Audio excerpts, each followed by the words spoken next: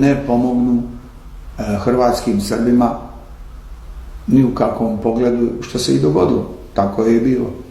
A za uzvrat Tuđman je 8. januara priznao stvaranje i dao amin na stvaranje Republike Srpske koje će polučiti genocid i tako dalje. Međutim, u svemu tome nije stvorena Hrvatska Republika Herceg-Bosna i to je i nakon Daytona jedini kamen spoticanja i negodovanja protiv Daytona. Bošnjačka strana je zadovoljna Daytonom, SDA mislim to, a i ostale stranke. Srpska strana je prezadovoljna Daytonom, to je ostvarenje svih srpskih ciljeva. Srpska država zapadno od Drine je potpuno samostalna, ne potpuno samostalna, ali u jednoj uniji koja je tako, nad kojom Bosna i Hercegovina nema, nad Republikom Srpskom nema jurisdikcije, nema vlasti, a Republika Srpska ima veto nad Bosnom i Hercegovinom, dakle to je to. I to je bilo dogovoreno 8. januara. Dakle, međutim, kao što rekao, nije podijeljena Bosna na 3 dijela, nije stvorena Herceg-Bosna i nakon Daytona je to stalno motiv destabilizacije od strane hrvatskog faktora, od strane katoličke crkve. Ona stalno ruši i ovu Daytonsku Bosnu. Pa se tu lukavo pridružuje, na primjer, američki ambasador Moon, koji je Irac, katolik, agent katoličke crkve, čemu to mistificirati, koji je dozvolio da se haos događa i on je autor onog prijedloga da se federacija umjesto 10 kantona pretvori u federaciju od 5 kantona, pri čemu je 1 ili 2 kantona on u stvari pripremao da bude Herceg-Bosna, a 3 kantona od Tuzle do Sarajeva i malo do Zenice da budu muslimanski, kako oni to računaju.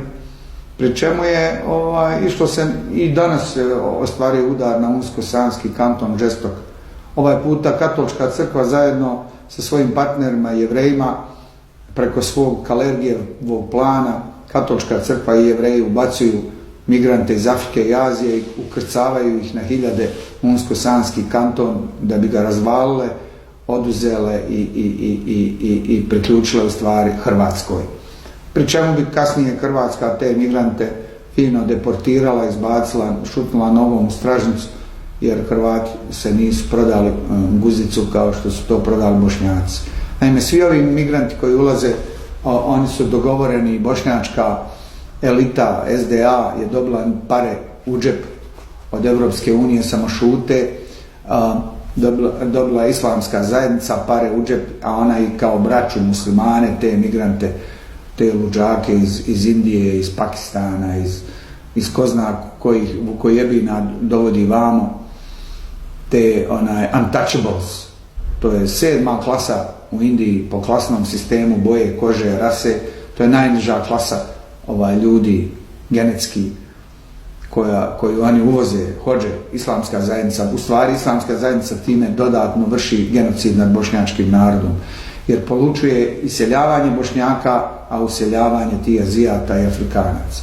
Tako ti manijaci oko Reisa Kavazovića i te islamske zajednice nas uništavaju, zajedno sa SDA i ostalim koji šute. Eto, dugogodišnji SDA političar Senad Šepić je bio glavna figura u Krajini, koji je mogao dići glas, ali on je hođa, obrazovan kao hođa, on šuti, on je par godina prije migrantske krize, on je vodan, vodali su ga u Evropi ko konja na ularu i on je izašao iz SDA, oslavio je tamo u Krajini SDA, a ujedno je u stvari sebe uspostavio kao nekog autoriteta, a on u stvari šutio Krajini u uništenju svog vlastitog kantona.